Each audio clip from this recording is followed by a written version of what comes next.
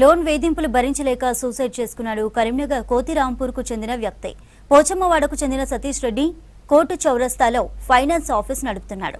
Finance ఆర్థిక ఇబ్బందులతో పాటు లోన్ యాప్స్ నిర్వాహకుల వేధింపులు తట్టుకోలేక ఇవాళ ఉదయం ఆఫీసులోనే ఉరేసుకుని చనిపోయాడు. అప్పులు తీర్చాలని లోన్ యాప్ల నిర్వాహకులు వేధించడంతోనే సూసైడ్ చేసుకున్నారన్నారు సతీష్ రెడ్డి బంధువులు. సతీష్ రెడ్డి చనిపోయాడని చెప్పినా వినకుండా పదే పదే లోన్ యాప్స్ సంస్థ నుంచి ఫోన్లు వస్తున్నాయన్నారు. ప్రభుత్వం స్పందించి లోన్ యాప్ నిర్వాహకులపై చర్యలు తీసుకోవాలని డిమాండ్ చేశారు. గూడ సతీష్ రెడ్డి అని మన కార్ లోన్ డిఎస్ఏ జాబ్ చేస్తారు. డిఎస్ఏ ఉంది అతనికి. ఇతనికి లోన్ తీసుకొని సంథింగ్ లోన్ యాప్ల వల్ల ఇబ్బందుల వల్ల ఇలా సూసైడ్ చేసుకున్నాడు. మా కంటిన్యూగా దాదాపు 30-40 కాల్స్ వచ్చినాయి గంటల. దాని ఆ ప్రెజర్కు తట్టుకోలేక సూసైడ్ చేసుకున్నాడు.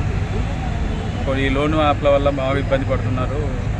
కొంచెం గవర్నమెంట్ కానీ లేకుంటే పోలీస్ డిపార్ట్మెంట్ కానీ దీన్ని యాక్షన్ తీసుకోవాలని కోరుతున్నాం.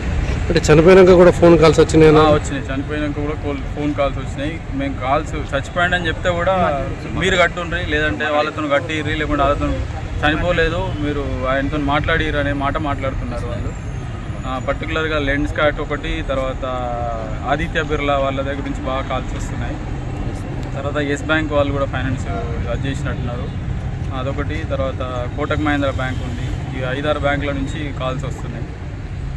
పర్టికులర్గా లెన్స్ కార్డును మన ఆదిత్య బిర్లా వాళ్ళు అయితే కంటిన్యూ వాట్సాప్ కాల్స్ ఇష్టమున్న మెసేజ్లు పెడుతున్నారు, ఇష్టం ఉన్నట్టు అది చేస్తున్నారు.